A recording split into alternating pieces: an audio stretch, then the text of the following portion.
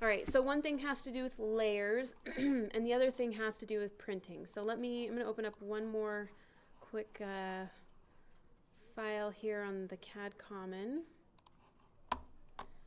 And, oh, nope. Wait, where am I? Somewhere where I shouldn't be, maybe. Nope.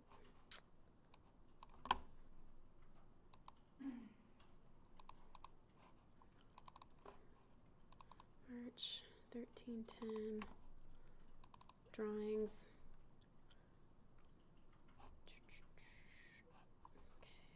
let's see. Okay.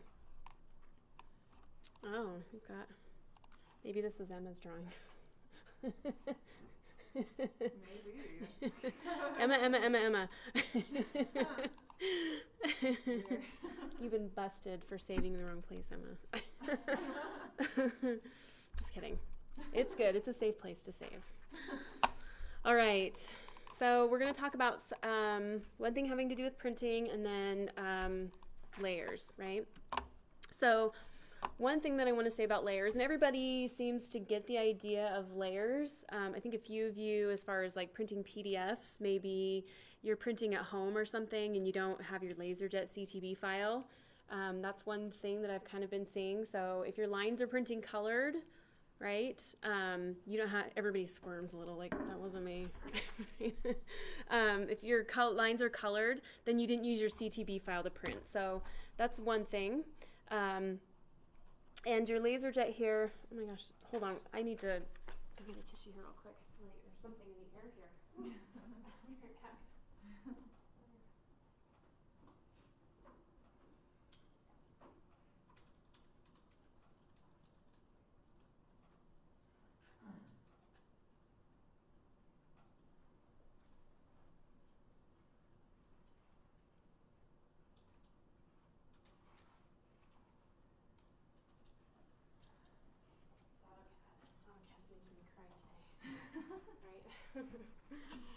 Okay.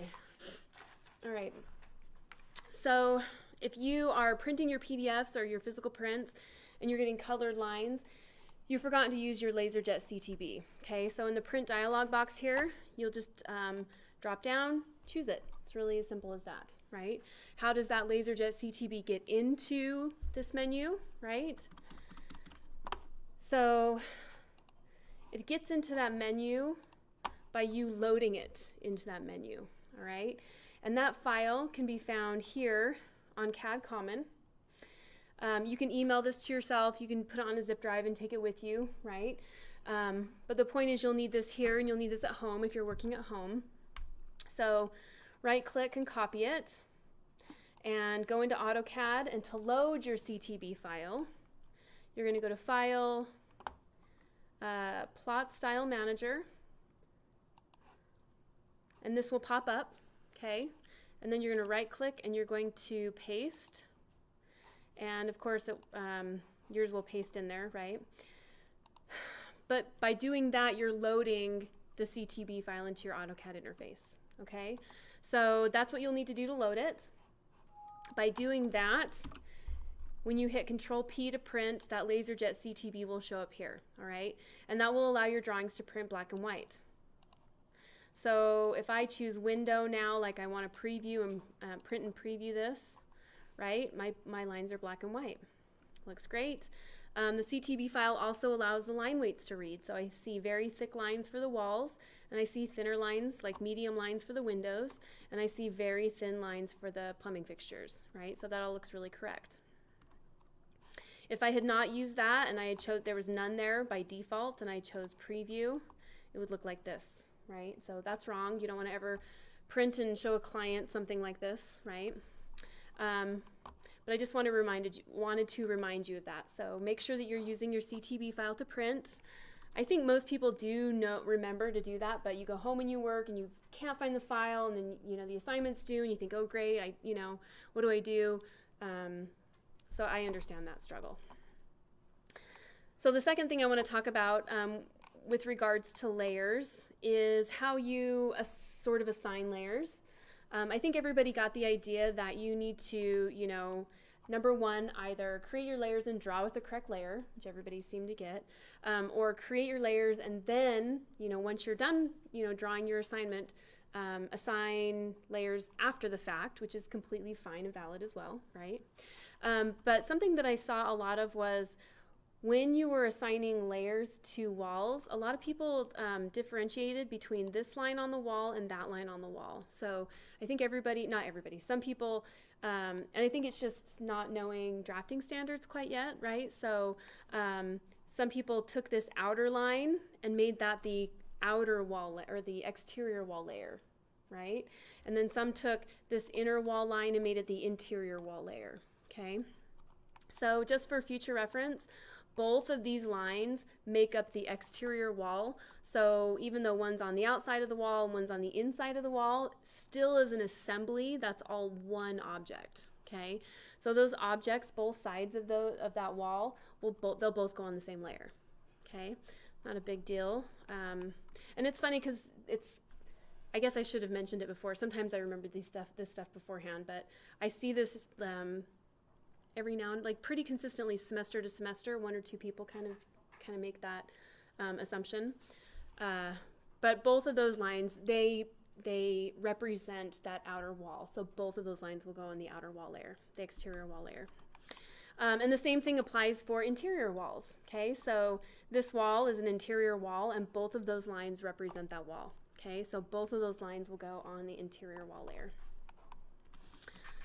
So easily fixed.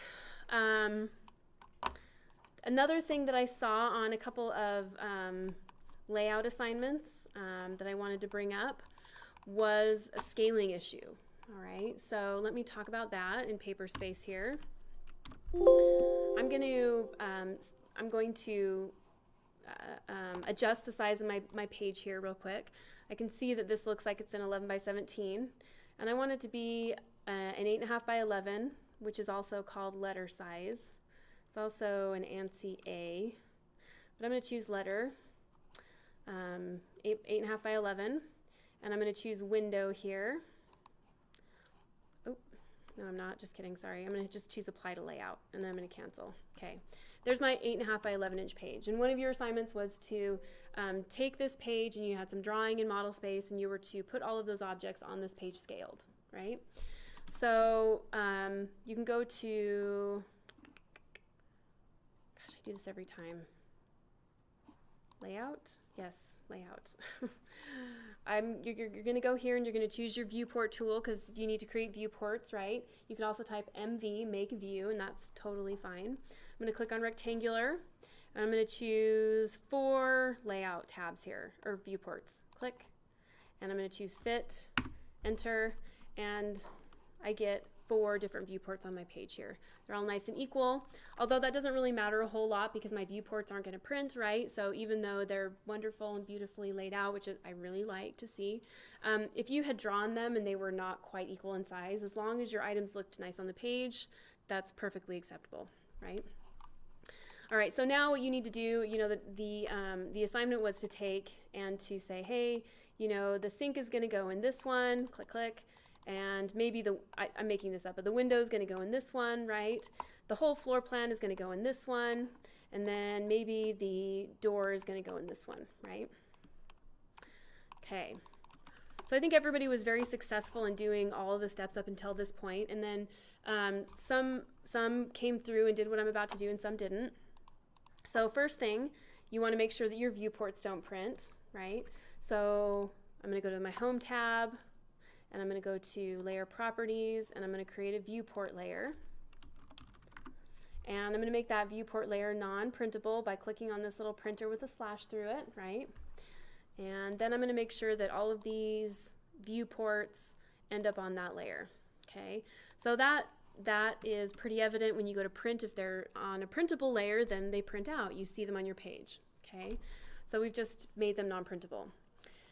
Final step that you always need to make sure to do is you need to make sure to scale your viewports, actually scale them, okay, and to not break that scale. So let me talk about that. You need to grab this viewport and you need to come down here. You see this right here, scale of the selected viewport. Now I'm going to hit escape. that doesn't show up until you've selected your viewport. All right, so I'm going to select my viewport. I'm going to come down here. I'm going to click on this down arrow, and I'm going to choose an appropriate scale for this object, right? So I'll start out with maybe 1/4 inch. Kind of small, so maybe I'll bump it up. Let's go to 1/2 inch. There we go. Looks pretty good. Escape, escape, right? So when I click on this viewport, I see that I have an actual scale here, right? When I click on this viewport, you see that it's somewhat of maybe the idea of a scale to fit, right? Like you figured out that you can double click in here and you can bring this object into view and it fits within the viewport. Click, click out, but it's not to scale. I couldn't take a ruler, or somebody couldn't take a ruler and when it's printed, measure it and quantify that accurately, okay? So you can grab multiple viewports or one at a time, but the idea is just to grab this and to say, well, let's make this 1/8 of an inch, right? Pretty close. Now, one thing that I think sometimes this happens as well, right? So you go around, you change the scale of all of these, and then, for example, this one, I selected and it says 1/8 inch down here, but, this may not quite fit, or when it zoomed to scale, it shifted. So not everything is in the view, right? So in your mind, you're thinking, well, everything needs to show. So I could make the viewport larger, but they're also nice and equal. I don't want to do that, right? Or I could double click in the viewport, engage it, and then I could move these things around, get them into view. Okay, now if I just move this object and I don't roll my middle roller, right, then the scale is maintained. So I can click, click out, and when I select that viewport again, the scale is maintained. Okay, but if I click, click in there and I move this about a little and then I accidentally or purposefully zoom out once, right, click, click out, if I select that viewport again, the scale is broken, right? Yep. So selecting the viewport, is that different than double clicking in there in the first place and then scaling? You could do it either way. You can do it either way. Yeah, so if I double click in here and I, change the scale of that to 1/16, it will do the same thing. But you just have to make sure you're not rolling in and out after you do that. Yep. Okay, so I click, click out, or I hit, if I can't click, click out, which I think this happens too, you get stuck. You're like, oh, how do I get out of there? I don't know what's happening, right? So, and you accidentally move it and you don't realize it. If you are double clicking trying to get out and it doesn't work, just type PS, paper space, enter, and it'll take you back into paper space, right? So there's always a keyboard equivalent of a mouse movement, right? So if you can't get it to work with your mouse, use your keyboard to get it to work. So I just want to make sure, I wanted to clarify those things so that everybody knows about that, right? I think it's really easy to scale things in AutoCAD, but on the other hand, I think it's really easy to kind of like scale it and then accidentally mess it up, right? So I just wanted to make that clear. All right. Any questions on any of this? No? Pretty good. Okay. So a couple more things. Do you guys think it would be beneficial? Would it be very helpful to have a class just dedicated to working in class? Yeah. Yeah? Okay. Should we do that this week, like Wednesday, or should we do it Monday?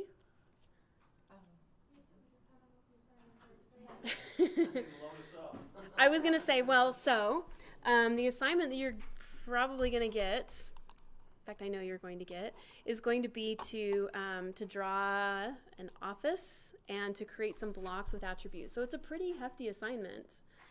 Do you want to just work in class on Wednesday and work through that? Okay. Maybe we should just plan on that. Okay. All right. That's easy enough. And then I think I'm going to release, maybe since we're going to do that, I might release the final because I know a few of you are going out of town. I was thinking, are you one of them? Is that right? No. Okay. I know Robert is going out of town. And so I said I would release it was Debbie. Yeah. I'm going to release the final early so that you all have it at least. So maybe what we'll do is I'll release the final and then we can just work in class next time. That sound pretty good? Okay, let's count on that then. We'll just work next time. Okay, and I don't mind, and I put this on a lot of your assignments, right? If you have mistakes on your assignments and you want to redo them and resubmit them, it's fine with me, right? So I try to make copious amounts of notes on things that are wrong so that you understand it, right? And screen capture things.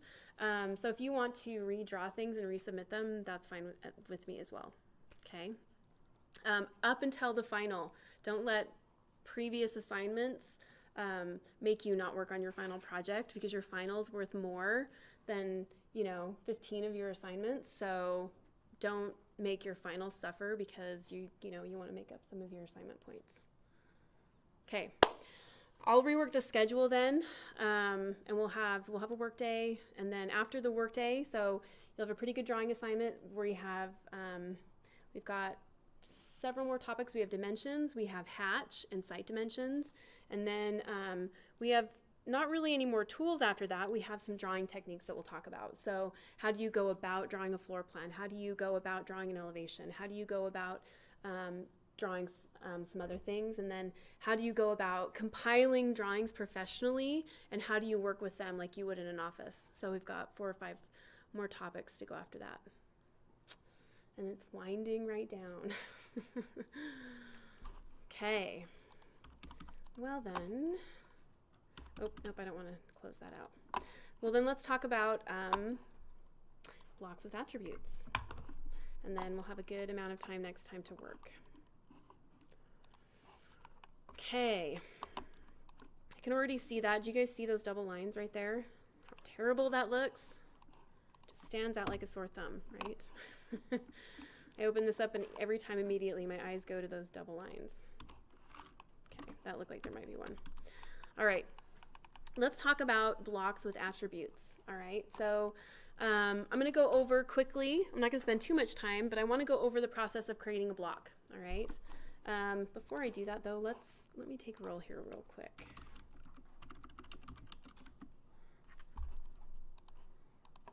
I haven't taken roll very much, but we have so many fewer classes than during regular semester. Andrew is not here. Okay. Dallin might have dropped. Landy, Gabriel is back there. Cade is not here. Debbie is here. Robert. Justin is not. Marty is not. Brian is here. Thomas. Yes, there you are. Sky. Zach is back there. Deb. Chuck. And Stuart. Where's Stuart? No. Quick question for Joe. Yep. On the insetting block assignment, with the soldier joints, do they need to be on a separate layer than everything else? Yeah, I think it'd be appropriate. Yeah. It's always, I think, better if you have even professionally, you always sort of benefit from making things as separate as possible, right? So you can control and turn things on and off and change the visibility and the layer properties of things. So if there's ever a question, if you're like, should I put all these on the same layer or separate them out? My philosophy will always be separate them out. Yep. All right, so let's talk about blocks. I'll create blocks the 2 ways that we learned, and then we'll talk about blocks with attributes, okay? So I'm going to draw a door, and then we'll make a block out of it, and then I'm going to draw a window, and we'll make a W block out of it, all right?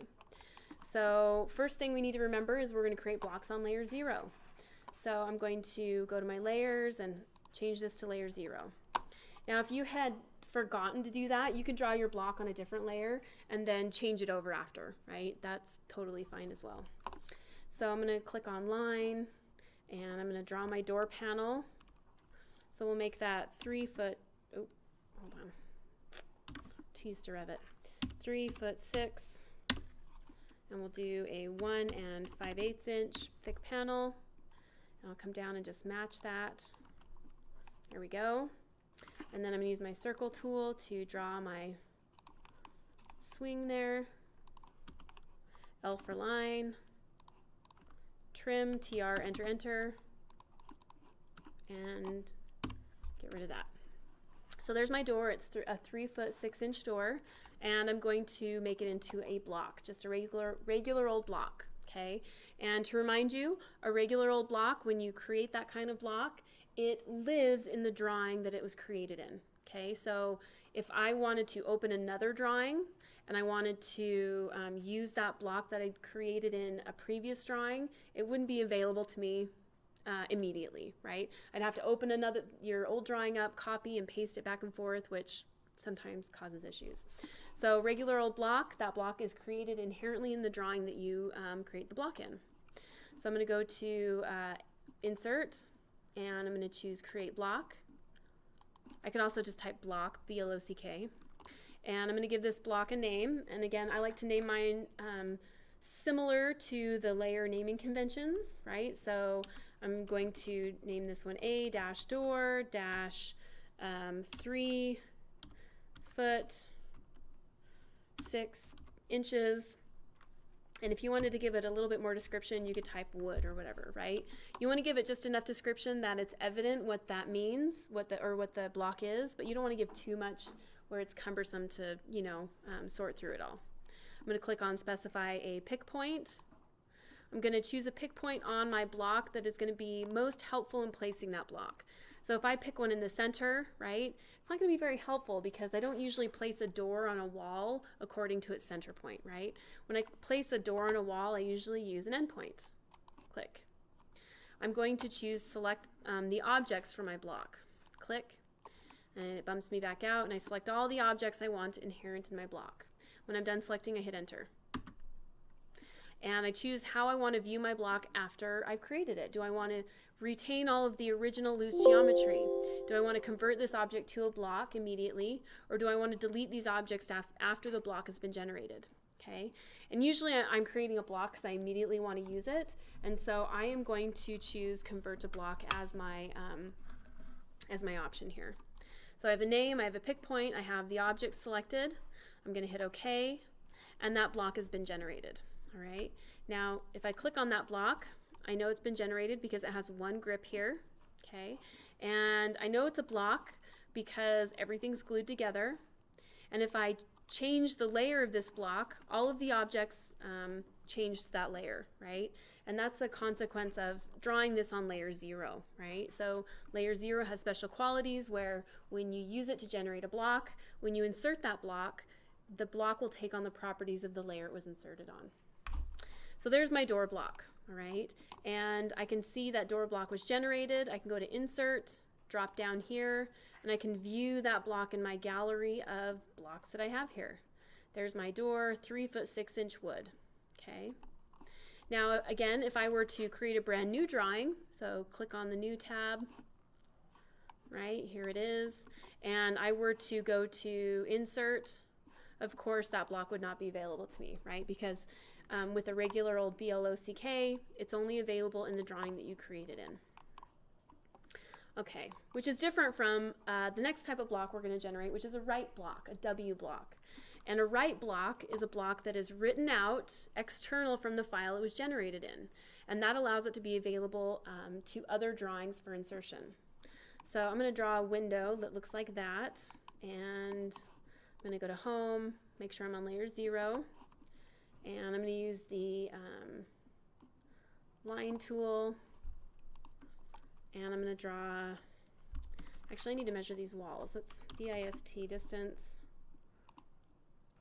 Oop. That's a 6 inch wall. So I'm going to draw my window 6 inches thick, right? So line and 6 inches, enter.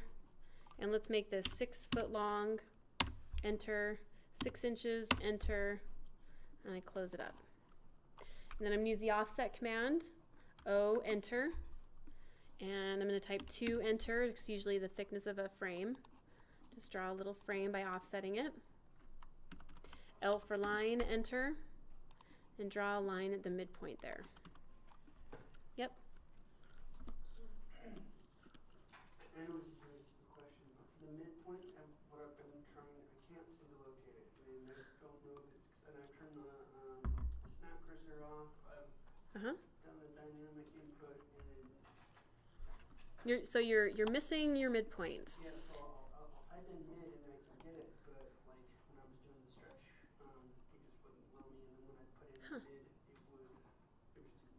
Okay.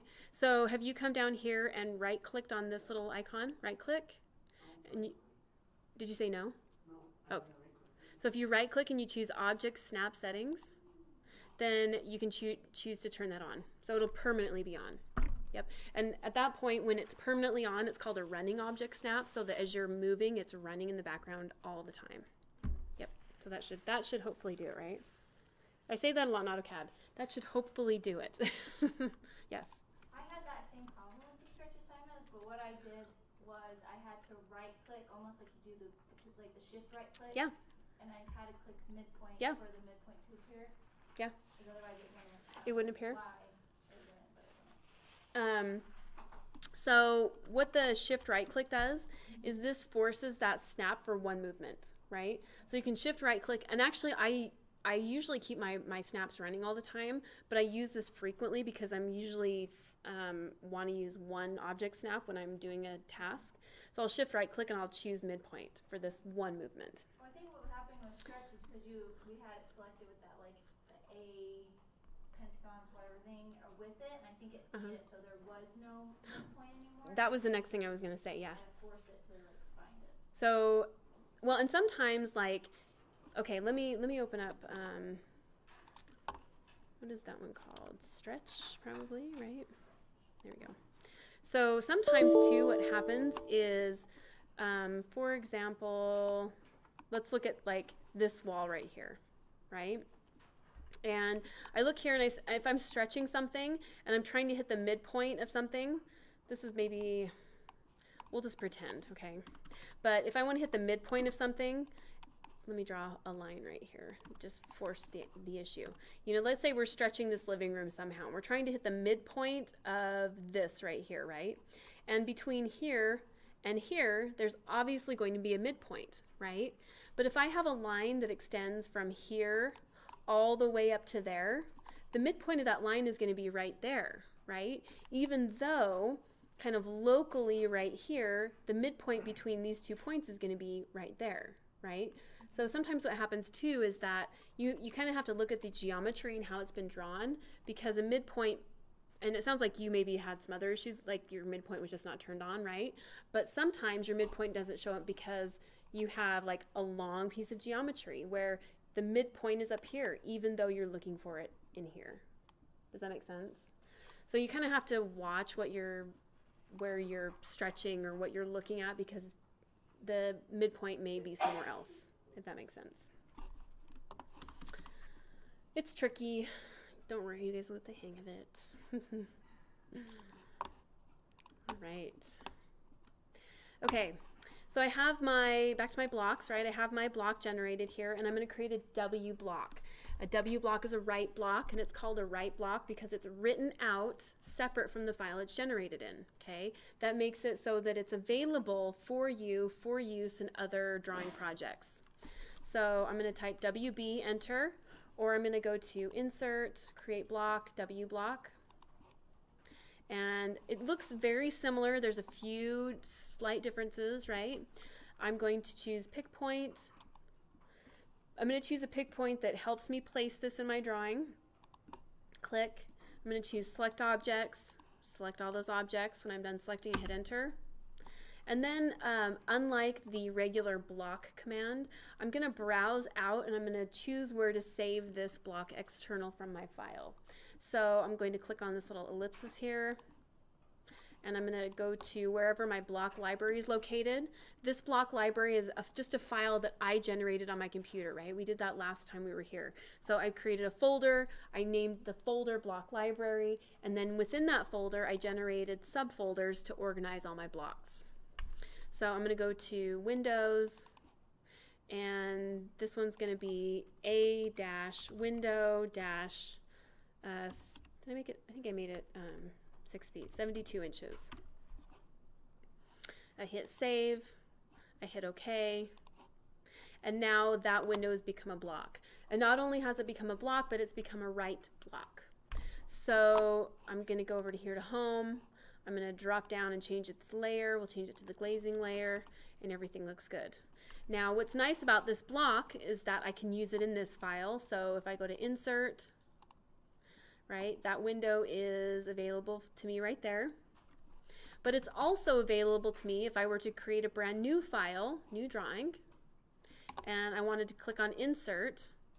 I can choose Browse, and I can browse to my block library, window, 72-inch, hit Open, OK, click, and I can use that W block in any drawing that I need to, right?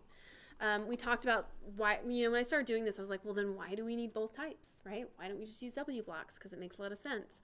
And it does make a lot of sense, right? But blocks make sense too, and they make sense in that there are kind of system type blocks that you use in every single drawing. So it makes sense to build them into like your template file, right? So annotation, maybe doors, windows, and toilets, go in every single project. So you have those items in your template file as blocks, okay? Title blocks, information blocks, keynotes, different things like that, okay?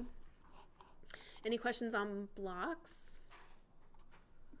Okay, that's good, good. All right, so let's talk about adding attributes to blocks now. We're adding a new layer of complexity to blocks. Now, I think that attributes have taken on a different function than they used to have in AutoCAD, right? Even maybe 10 years ago, we only had AutoCAD for drawing. Revit was maybe invented, but we didn't use it a whole lot. And AutoCAD has its strengths and weaknesses, and so does Revit. And one of the weaknesses maybe of AutoCAD would be its coordination and its compiling of information, right? And that's where Revit is very strong. It's very strong in coordination and compiling of information. Attributes in AutoCAD was AutoCAD's attempt to be able to build information into objects so that you could then extract it out of those objects and use it in other ways, right? So for example, like a window. We would add an attribute to a window that we could then, let me step back. We would add an attribute to a window, which would be things like the frame type, the glazing type, right? What kind of glass we used. Was it fire rated glass? What type of frame did it have? Was it aluminum or steel or whatever, right? We would build in information into these blocks that had to do with that window so we could extract it out and put it in a window schedule, okay? So for those of you that are not super familiar with construction drawings, on a floor plan, you don't call out everything about an object, right? You have a mark. So this window has the mark A. And all of the information about this window, the glass type, the frame type, how big it is if you were to look at it in elevation, how high the window sill is, right? All of that information is contained in a window schedule that's on a different sheet. So this is window type A, and we don't know what it is except for we know there's a window there, right, on the floor plan. We would go to a different sheet at the back of the set, and we would, in a window schedule, we would find out all of the information about window A, right? Let me show you all. Has anybody seen a window schedule? Yes, they're terrible. Well, no, they're not terrible. They're terrible to generate in AutoCAD. Let me say that. Or they used to be, but now we have Revit. We'll do door schedule so you can see what it looks like. Essentially, this is what a schedule looks like. It's magic, isn't it? Oh, see, Revit City. Let's zoom in here. Essentially, you're going to say, here we have door number 1. That's its mark. And where is it located? It's in the vestibule. And it's 3 foot wide by 7 foot tall. It's a type A door. Look at all these things. You're going to look at the material. Is it wood, metal, storefront, other? Is it stained, painted, or does it come pre-finished by the manufacturer? What kind of hardware does it need? You never knew there were so many different things having to do with doors and windows. Well, I mean, maybe unless you do that kind of stuff, right? But there are a lot of different things with regards to doors and windows. So in AutoCAD, you can maybe manually type all this stuff in, or you can build that information into a block and then at the end of your process, extract it out and make these schedules, right? It makes sense. And that, I would say, kind of used to be the workflow for AutoCAD. You would build all of this information into these blocks, and then at the end of the process, you would extract it out and create these schedules, right? And made coordination easier because the information that was being put in the schedule came directly from the block, okay? The problem is that it wasn't highly updatable, right? It didn't, if you changed maybe the attribute of the block, it didn't immediately update in the schedule. You then had to re-export the schedule and put it on the sheet again, right? Pain in the neck, right? And then you didn't always trust it, so you had to have the new intern, right, go with a highlighter and like look at everything and highlight and verify everything, which is a big pain in the neck. Revit's kind of solved all that. So that would be the workflow for blocks with attributes kind of maybe a decade ago.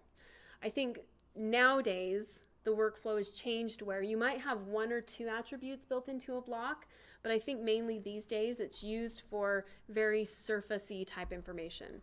Maybe things like the size, 3 foot by 7 foot tall, and the mark, right? To make it easy to annotate in AutoCAD, not so much to use AutoCAD to export schedules and do all that customization type stuff anymore, right? Because it's just so labor intensive, right? And it's so easy to make a mistake. So we're using attributes for some kind of very shallow type things now in AutoCAD. But they are still very useful in that, right? And there's still so many people that use AutoCAD for different types of things that this is still really relevant when you're using AutoCAD, okay?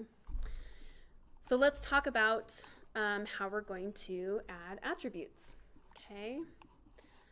First things first, right? We created these blocks. I'm going to explode these blocks that we just created. So I'm going to type X, enter, select them, hit enter, and I'm going to explode them back into their component parts. M for move these over just a little bit. Okay. Okay, so let's talk about attributes. How do we build this information in there? All right. So the first step in attribute generation is drawing your block, number 1. So we're going to draw our block geometry, which we already have generated. All right. Step number 2 is drawing where the tag is going to be located. And the tag is going to look something like this, right? There's going to be some type of shape enclosure, and then the attribute, which is going to be this B right here, the attribute will sit in the middle of that, okay? So for this window, 1, 2, 3, 4, 5, that's a pentagon, right?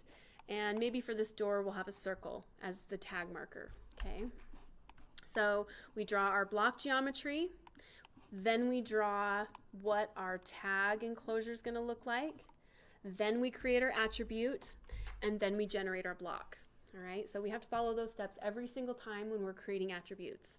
Draw the block, draw the tag enclosure, then we're going to add the attributes, and then we're going to block the block. Okay, so let's do all of that. So for a window, we'll have that pentagon window marker right here. So I'm going to go to home, and let's use our, this is probably one of like what I would use Polygon for, right? And I'm just going to, whoop. Oh, my midpoint snap has,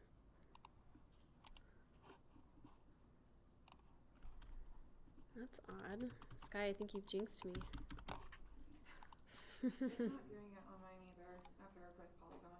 Really? Yeah, my snaps aren't showing. Oh, you know why? Because we need to input the number of sides first. Sorry, I was step 2. I was one step. Like what? I was thinking 5 sides. Why didn't you know? Okay, 5. Enter. There we go. Now there we go. Okay, so I'm gonna draw it. And I'm gonna draw it somewhere close to where I want it to be, and then of course we can move it if we have to. But I'm gonna click my center point and hit enter, and then I'm going to start looking at what size I want it to be, right? There's not really, you know, a specific size your tag really has to be. So maybe we look at it and say, that's probably about 6 inches. 6, enter, there we go, right? I can grab this, I can hit M for move. I can move it. I can move it again, move it up like an inch or something so that it's very close to the window. I can move it up another 3 inches, 3, enter, and it's sitting very nice, just like this little guy here. All right, so I've created my block, and I want you to notice this is all on layer 0, right? I've created the block, I've created the enclosure for the attribute. Now it's time for me to create my attributes. Once I've done that, then I'm going to block the entire thing. I'm going to create a W block out of this, all right? So if I go to insert here, you're going to see that under block definition, we have define attributes here.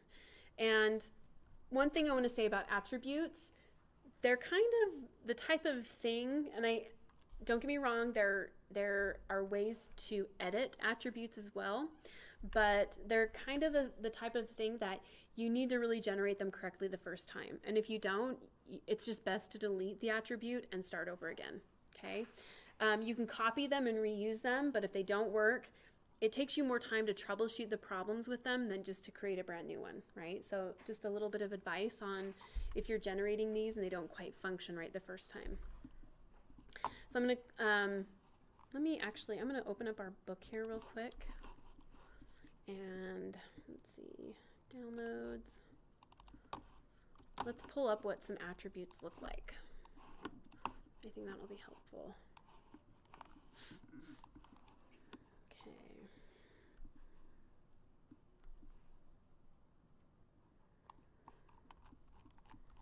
All right. So here is what the attributes look like within your blocks, right? Of course, we kind of know that. There's going to be a circle in the door. That's our attribute, the number 1. And this is what they look like when we actually create them before we put them into block format. They're going to look like this: number, size, okay? And this is what's called the tag. The tag, yes. This is the tag. And the tag is a visual representation of what that is going to read as an attribute. So this says number, the tag is number, and when you actually generate the attribute, it shows a number, all right? So that's what your attribute's going to look like when it's finished, the number 1. This is what it's going to look like as you define them before you block them, okay? So there's some for the windows. And anything can have an attribute. So doors, any architectural element, doors and windows and plumbing fixtures, and then things like furniture, right? FF&E, furnishings, finishes, and furniture, fixtures, and equipment, FF&E. So all of those different things can also have attributes built into them. Look, your lovely office building that you're going to be drawing here. You're going to draw your blocks in this assignment, and then you're going to use those blocks in this assignment. You're going to place them in there. So does that include like the computer and telephone? Let me show you where to find those. Yes. You're like, oh no, how do I draw that? Remind me that, because there is a place in AutoCAD where there are some stored blocks that I'll show you.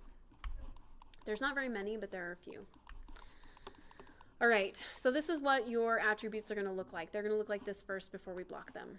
So let's get to creating them. We're going to use define attributes to define our attributes. So I'm going to click on that. And there are a lot of different settings in here that they're not hard. And once you do 1 or 2 of these, it'll make sense, right? But to kind of explain them is, you really just need to see the attribute in action to understand it, right? So, but we'll go through these. Now, these are going to be visual and other type settings for your attribute, meaning, do I want all of the attributes to be visible, or do I want some of them to be invisible? Okay, and I can go back to the book and talk about that. So if I look at this door here, there's a number attribute and there's a size attribute. But if you look at the finished block here, only the number attribute shows, right? The size attribute is invisible. So there are going to be some that you want to show and then some that you want to be invisible, okay? Do you want them to be constant or variable? So constant means that every single one of these, regardless of what it is, right, that block, that named block, it will remain constant. And when we get a little bit further into this semester, we're going to create some title blocks. And something that would be constant in your title block would be your name, right? So we'll create attributes in title blocks that are going to be things like, you know, the title of the project, your name. Those will be constant attributes, all right? Let me see if I can find those pretty quickly here. Oh, there they are, title blocks, right? So we'll start generating some title blocks here. And we will add attributes to these title blocks. And you'll see that on these you're going to have the drawing name, that'll be variable. The school name, that'll be constant. Your name, that will be constant. The class will be constant. Okay, so do you want it to be invisible? Yes or no? Do you want it to be constant? Yes or no? Do you want to verify it, right? Do you want it to be a certain value, but you have to verify it every time? Do you want it to be preset, right? So every single time you generate, oh look, it gives us a little definition right there.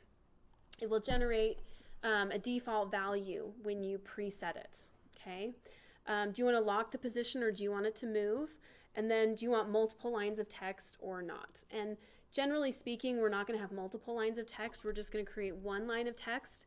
And for secondary attributes, we're just going to create a separate attribute.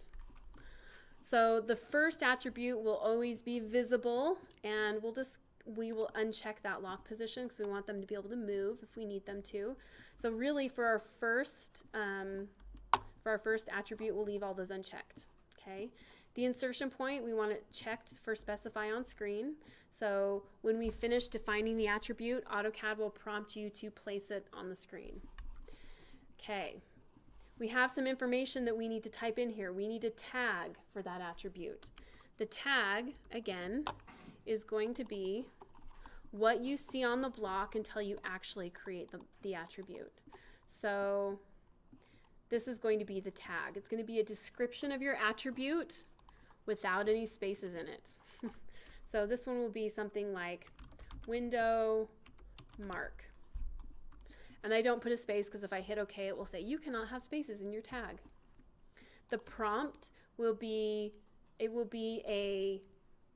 when you create the attribute, it will be like a tagline that says, you know, enter the window mark. You'll see it'll make more sense when I create it. So our prompt will say window mark. And the default, this will be the default value that is entered into your attribute unless you change it. So we could say A, or you could type, you know, like a dash to remember that you need to input something there. Our justification is going to be middle center here because I want it to be in the middle center of this object. And the text style will be, in this case we have a generated arch, but you'll probably have to generate a text style, right, for your attributes. We're going to, for now, this is a little bit different than what we've done before, we're not going to make our attributes annotative for now. Okay, we're gonna make them old-fashioned. So what I'm going to do now is I'm going to input a height for this tag here. All right, and if you think about it, I made it about 1 foot tall because the radius was 6 inches, right? So I have to think about the text height in comparison to how big this tag enclosure is. So if that was about 1 foot, maybe I'll make this text 7 inches tall. Okay, I don't want it rotated here. I'm going to click OK, and when I click OK, it's going to say, where would you like to place this mark? And I'm going to place it at the middle center of this enclosure. OK. You see I start getting it attached to my cursor. Don't panic.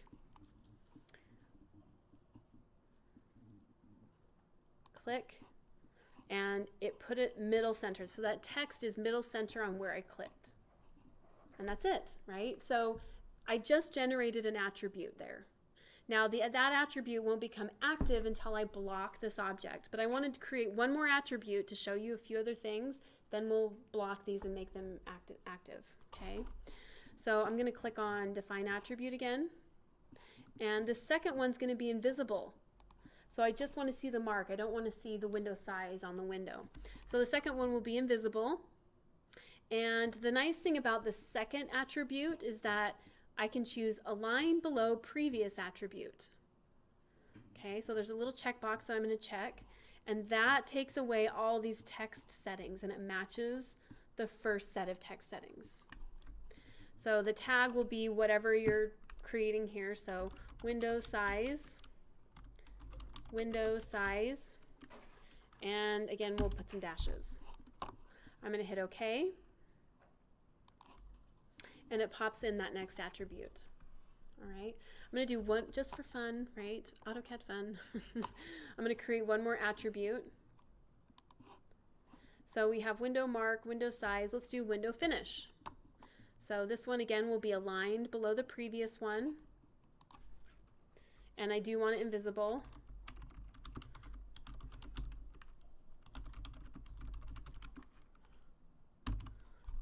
I hit OK.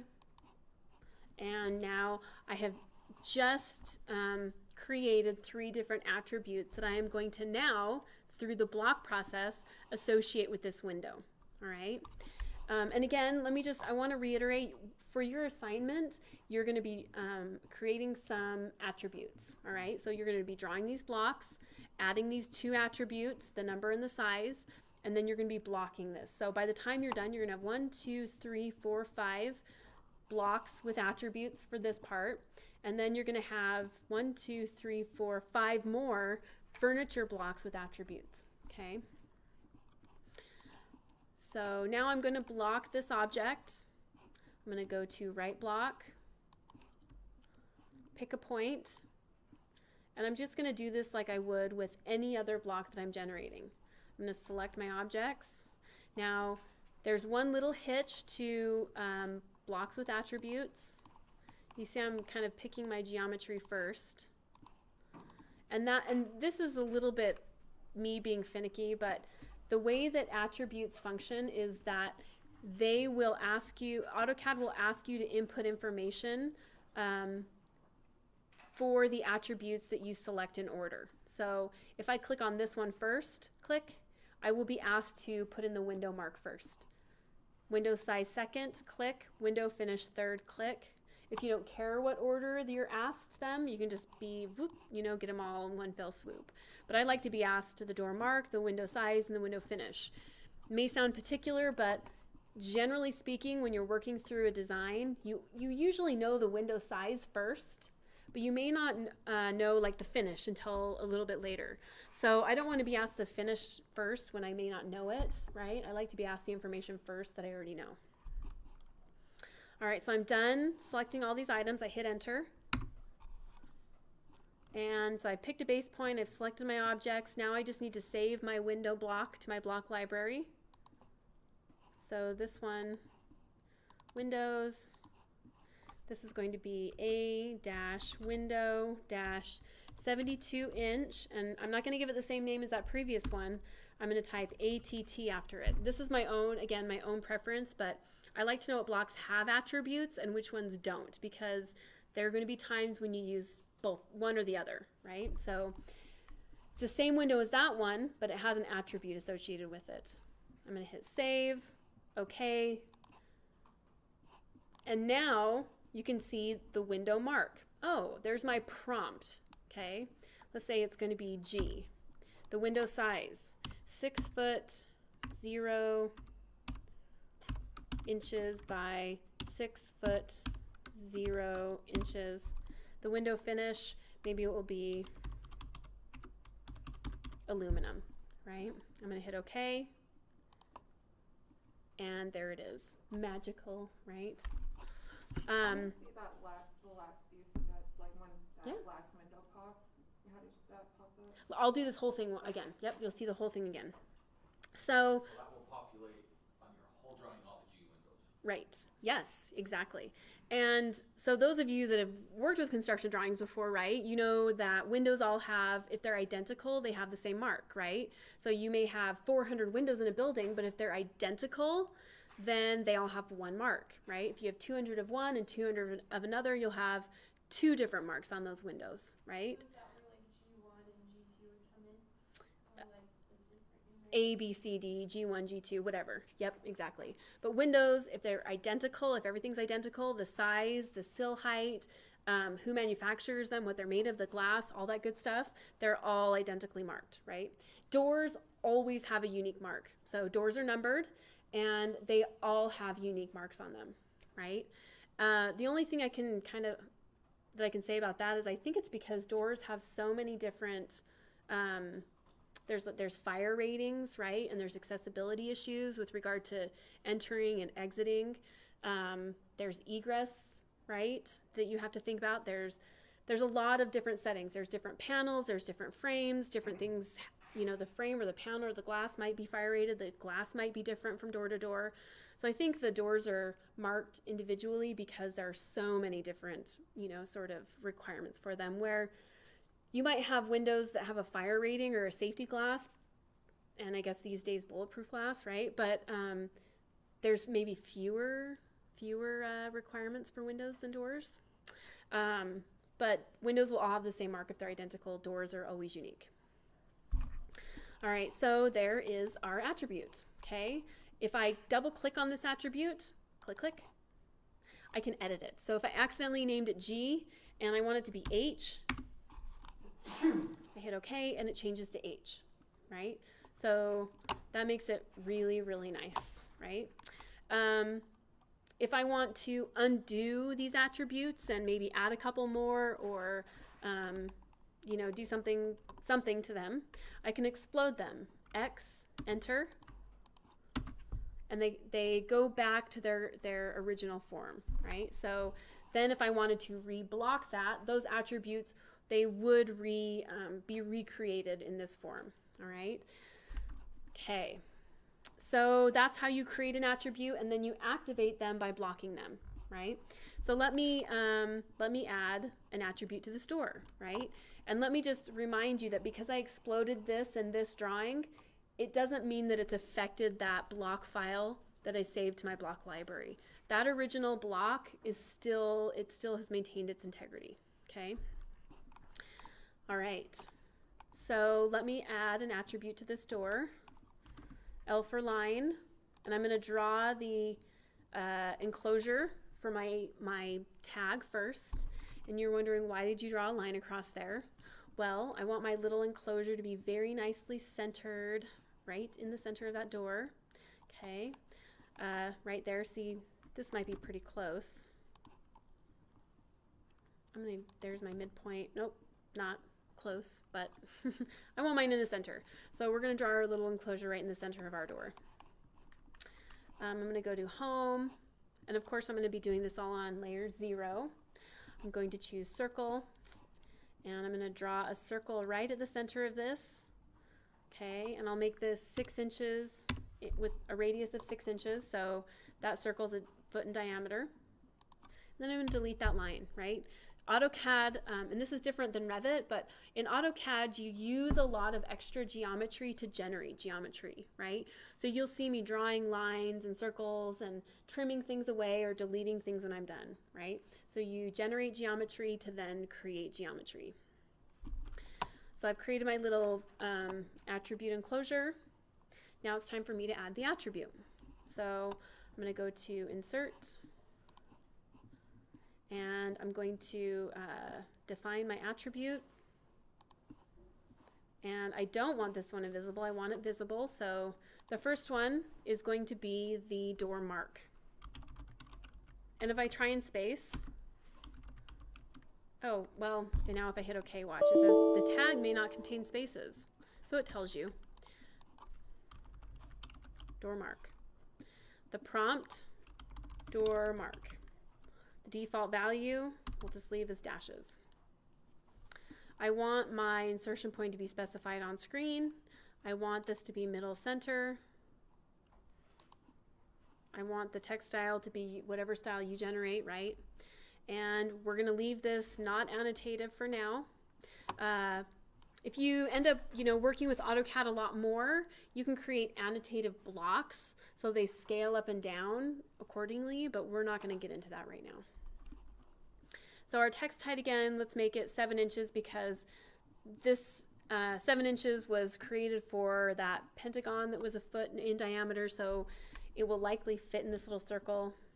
Actually, I changed my mind. Let's do 6 inches. Make it a tiny bit smaller. And I'm going to hit OK. And now I'm going to snap to the center of that circle, click, and there's my door mark. All right, let's create a couple more of these attributes. Define attribute. Let's do door size.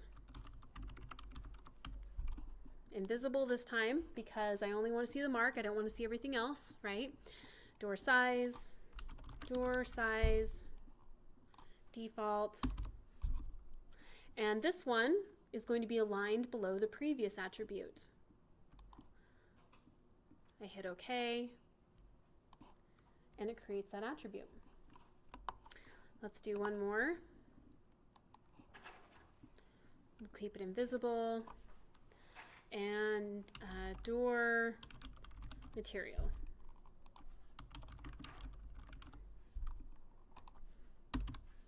And invisible, yes. Align below, yes. Okay. And there's our door material. All right. And again, this information that you're going to, when you block this and you type the information in, that typed in information, the idea behind that is that once you've generated all these doors with associated attributes in your drawings, you can extract that out, and it will be extracted out into a schedule format, right? So you don't have to manually generate door and window schedules. Okay, so I'm done creating my attributes, all right? And now I want to activate them. So to activate them, I block the block here. I'm going to go to right block and pick my point, click, select my objects. And again, I'm a little selective because I do like to be asked these attributes in order. So click once, click twice, click a third time. I'm going to hit enter. And then I'm going to save my block out. So I click on my ellipsis here. And this one's going to be block library. This is going to be a door.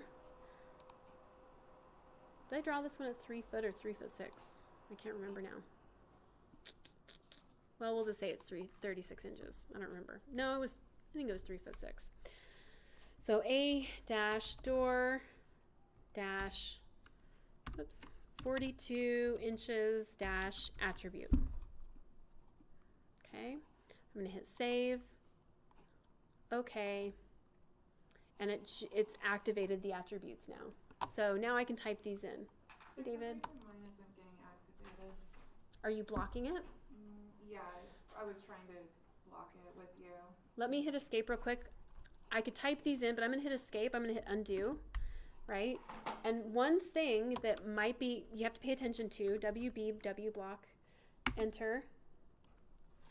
And one thing that could be happening too is yours, is convert to block chosen there? Because if it's not, then it won't activate. Oh, okay. No, it's not. Right. Okay. So if it says retain or delete from drawing, then it won't work. Okay. So I'm going to hit OK. Oh, I forgot to select my objects because I hit undo, right? So click once, click twice, click a third time, enter. Oh, I need to go back here. Save. Okay. And now it says, okay, great. What is the door mark? Well, we'll say 01. Door size. 3 foot 0 inches. Oh, what's that? 3 foot 0 inches. 3 foot 6 inches by 8 foot 0 inches. We like our nice tall doors. And maybe this door is metal. I hit OK, and that attribute is inherent there now. Okay, if I want to edit this just a little bit, click, click. I can change this to 02. Okay, click, click. I could click on the door size and I could edit that. Door material, edit that. I also could go here to text options and I could change the height of the attribute, right? These are kind of aesthetic things, right? But I could change the height or the rotation of it. And then if I wanted to change the layers, I could here. Now, you're probably wondering, well, why would I want to change any of those things? Well, things come up, the design changes. But also, I'm going to copy this door block. And I'm going to, ooh, I didn't pick that, did I? Look at that. I'm going to rotate this, RO, and the attribute didn't rotate, right? But the nice thing about attributes is that I can change the rotation of that. So I could click, click, oop, click, click, go to text options, type 0 on the rotation, hit OK, and it writes itself. Okay, so if you have, on a floor plan, a window or a door that is upside down or on the side wall here, and you need to, appropriately rotate it, then you can. Okay. Now I made a little mistake here. I forgot that little line down there. I didn't select it when I created my block.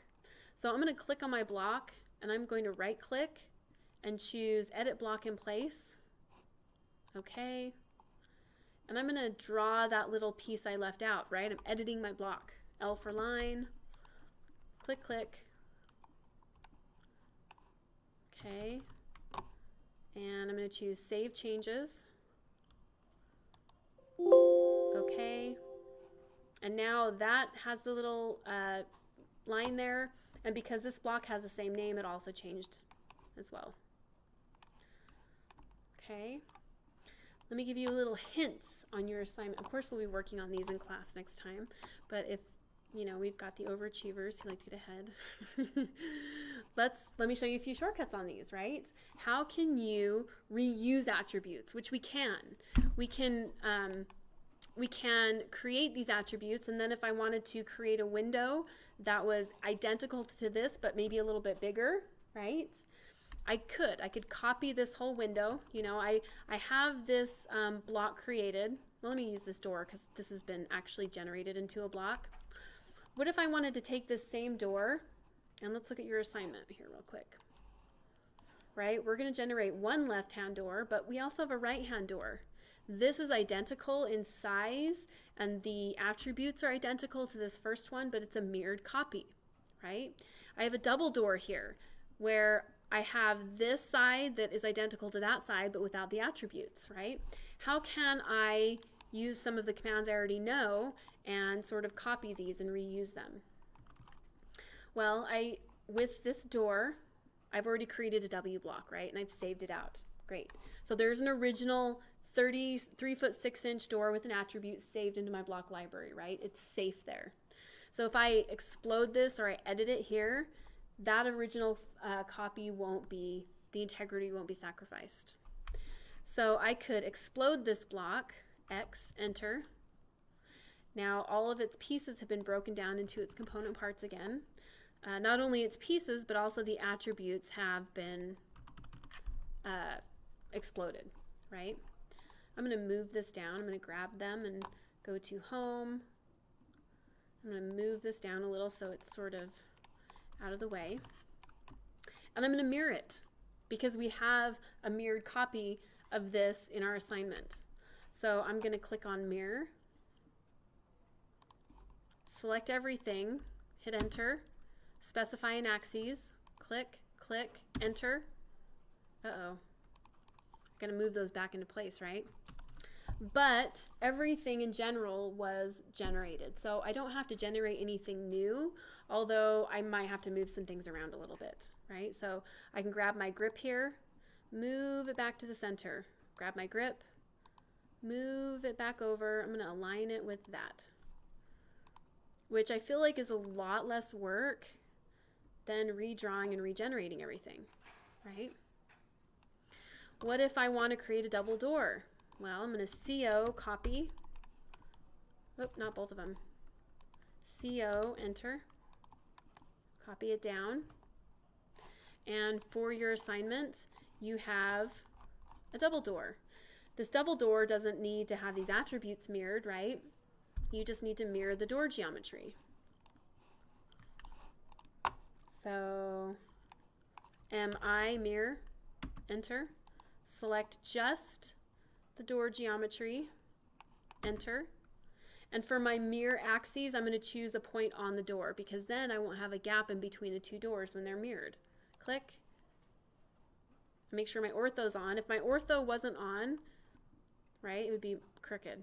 We don't like crooked in AutoCAD. F8, click, enter, and there's my double door.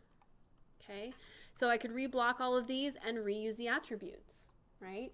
If I wanted to, if I had already created a, I'm going to rotate this door back. If I had already created a door with an attribute and I wanted to get rid of an attribute, I could X enter, grab this, hit enter. I could click and I could delete an attribute out of there and reblock it, right? So the nice thing about attributes is that they are easy. Once you've generated them, they're easy to manipulate, right? I can explode and I can copy them around, I can mirror them around, and I can reuse them. There's a little bit of setup in the beginning, of course. You have to generate them, right? But then again, in the end, if you end up using AutoCAD, I guess, to its full capacity with the scheduling, you can extract all that information out and use it in a schedule, right? For those of us that, I don't use the scheduling function in AutoCAD anymore because if I create a schedule, honestly, I will do it manually. And I do it like that because even if I'm extracting this information out, a lot of times I have to double check it anyway, right? So I might as well type it in as I'm generating it, right? But I will use attributes for the mere feature of being able to type in the mark, right? So being able to click and type in C, enter, right? That's invaluable.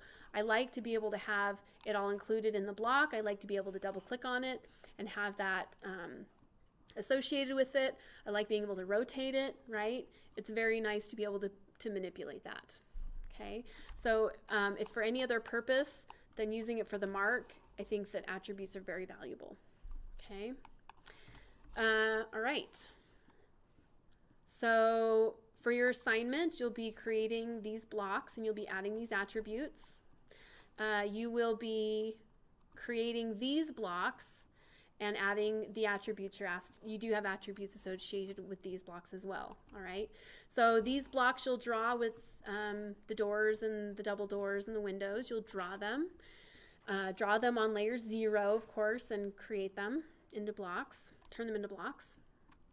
And for this furniture as well, you'll be drawing them on layer 0 and turning them into blocks, all right? Now, you will be using these in this office layout plan that you'll be drawing, all right? So this is really going to be kind of the first big architectural drawing assignment that you're going to have. And you've got doors, you have windows, you have furniture with attributes, right? You're going to have to use these dimensions to help you draw this thing, right? You're going to have to place all these doors and windows in the right spot. Kind of daunting. If you want, right, we can, next time we meet, we can just have it open and answer questions, which is great. Or I could draw this whole thing in class if you want to watch me do it and you can follow along, right? So maybe be thinking about that. But it's a pretty good assignment. Yeah. What? What was the assignment name? This one? Yeah. It's not posted yet, but I think it's called like office layout or something. Okay. I'll post it tonight for you guys. But we can do that. We can do all this together. You know, again, I'm learned by mimicking. I like to watch people do something and then it makes it easier to do it. Final thing for today, where are all of the inherent blocks in AutoCAD stored? Because there are some.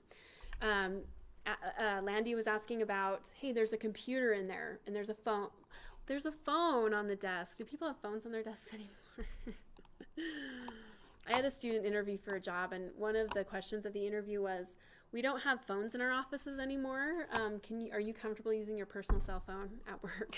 It's kind of funny. That was on an application I put into.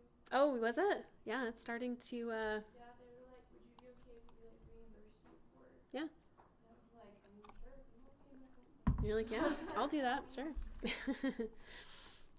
But yeah, there's a gigantic computer on there, right? And a little phone. That's an old school desktop right there. There you go. With the little, oh, that's like, I was going to say, like it's one of those ones that lay flat, huh? And you set your thing on top of it. On a dish towel on your mom's countertop, right? At least that's how I started out, right? It's for real. Okay, So let's talk about the Design Center. The Design Center is a place in AutoCAD where you can go and you can find a few blocks that have already been generated, all right? So I'm gonna, and I give this spiel every time in AutoCAD, but I'm gonna show you where the Design Center is, and hopefully you will find it on your computers and then never get out of browsing to there again. It'll make sense in a second. But to access the Design Center, you're gonna type AD Center, and that stands for Architectural Design Center. Enter. And when you do that, this little guy is gonna, oh great. Okay, so it's extremely difficult to navigate to this. So this is gonna pop up, and the Design Center is located in all of these different support folders, and I believe it's in ENUS. Okay, so I wasn't that far out, Design Center. So when you guys type that on your screen, are you at the same place I am? Maybe. So let me, well, let me show you where it's at. It's, okay. So you have to start under C drive, Program Files, Autodesk 2019, like it's no joke here. Sample, ENUS Design Center. And I can't tell you where it's at. In fact, I should probably screenshot this while I have it here. I can't tell you where it's at. Generally, I can find it, but it's so buried that I have a hard time finding it. But that is where your Design Center is. Once you find it, I would just click on this little thing right here and turn off that little browser, right? So you don't accidentally click on another folder, right?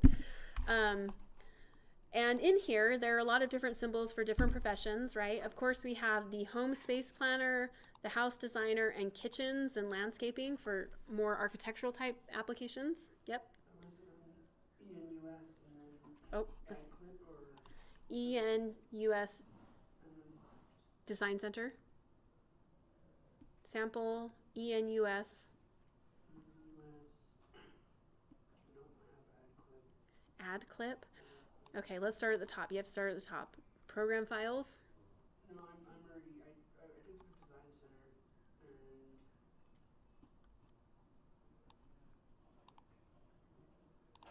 and You don't have any blocks in there? Let me look. oh, here's,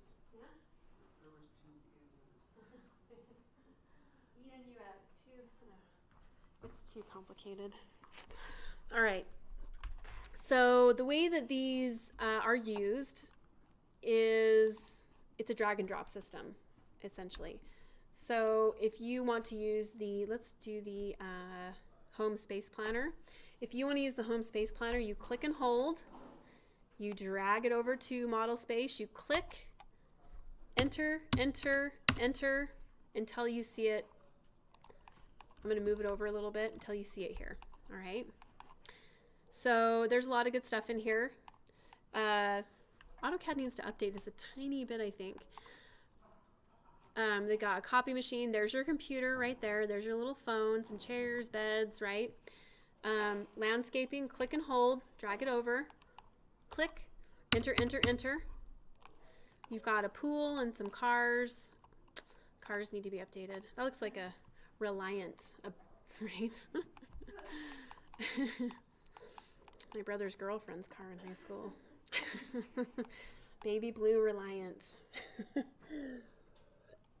Pretty fun. So we've got the what was this? The home space planner. We've got the landscaping. We've got kitchens, where probably pretty useful. Drag and drop over here. Click, enter, enter, enter, and then house designer.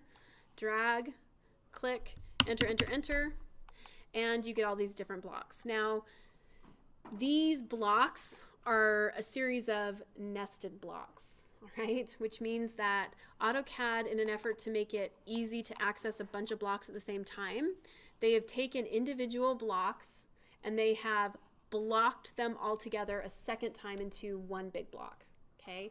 So that's called a nested block, where you have one block nested into another block. So this is a good example of a nested block where you have a lot of items that you want to group together, block them all together, right?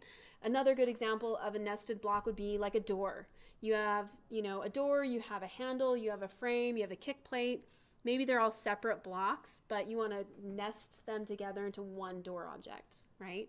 So you will see that periodically, although I don't think it's that common, but that's what a nested block is. So the way that you break a nested block is you explode it. So I'm going to type X, enter, select, enter. And by doing that, I exploded that kind of outer block, and the inner blocks are all still there. They have still maintained their integrity, right? So there's my bed, there's my little phone, there's my gigantic computer. The exercise bike. Yep, it looks like my grandma's exercise bike. Right. Which one? Oh, I think this is a filing cabinet. Yes, yes. But again, you know, I mean, I guess we still use filing cabinets. So there's a filing cabinet, the plant's actually kind of hard to draw. So there's a lamp and a piano, entertainment center. This looks like see, there's the TV hanging out the back of the entertainment center, which we, Oh, wow. the more I look at them, it's kind of funny, right? You think, oh yeah. But I mean, I think maybe hopefully all know what that is in this class.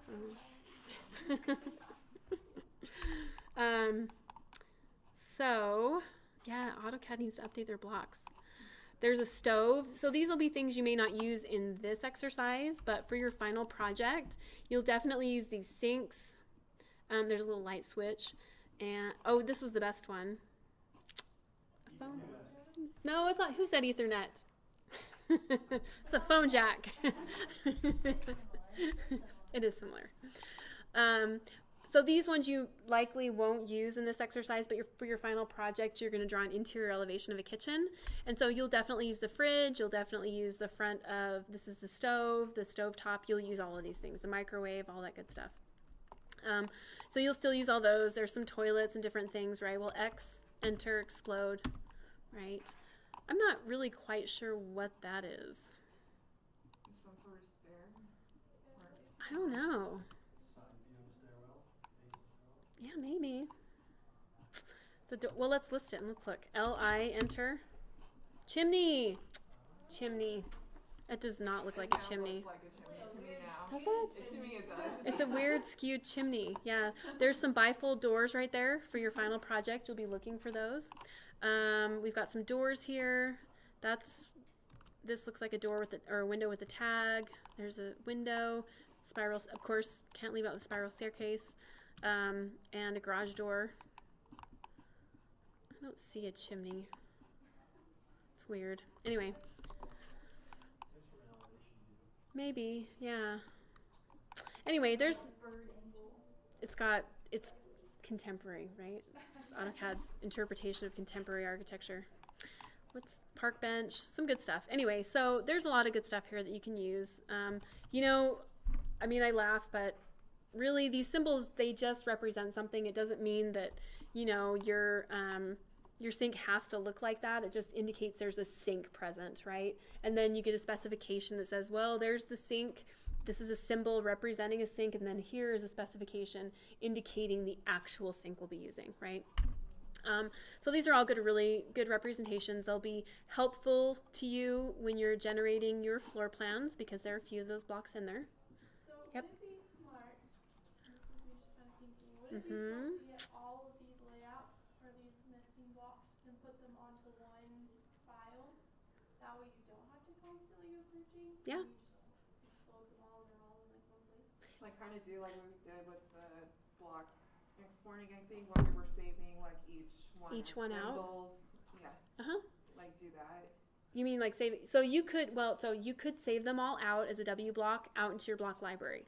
So you don't have to browse through the design center when you want to use them. Or you could singly start saving them out as you use them so that you have them kind of individually in your block library. That way you don't have like the 90s car if you don't necessarily need it. Yeah, yes. Yes, yes, yes. Well, and the other thing is too, so if you want to use blocks, watch me fail at trying to find one because honestly, I don't download a lot of blocks like I used to. I used to download a whole lot, but where's some good places to find blocks? I'm gonna go to Coalesce. Good old Coalesce. It's a furniture company. It's a contemporary furniture company. And most manufacturers like Steelcase or Wolf or Coalesce in this case, not just these, but Kohler, you know, plumbing fixture manufacturers, appliance manufacturers, electrical manufacturers, on their websites, they have all of this content for you, right? So they have BIM type families for Revit, and they have AutoCAD 3D or 2D blocks for your use. So for example, here I can go to design, and it's usually under something like design resources. You can go to design resources, and let's say I want to find a chair. Let's do a chair. Click on the chair. It'll say, hey, here's the chair. Where, you know, here's a, let's see, oh, there's our SketchUp components, Revit families, and our AutoCAD files. I'm going to click on AutoCAD.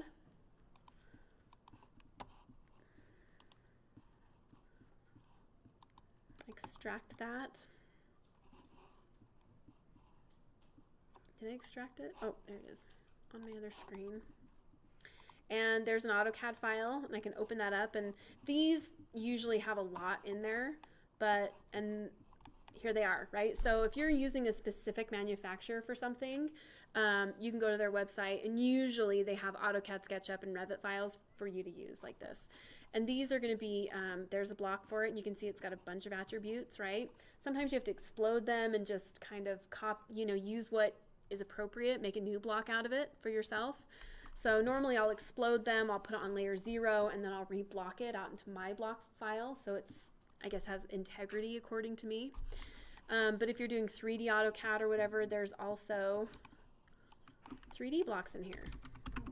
Fancy, right? For those of you interested in like 3D modeling, maybe for a living, there's definitely a place for it.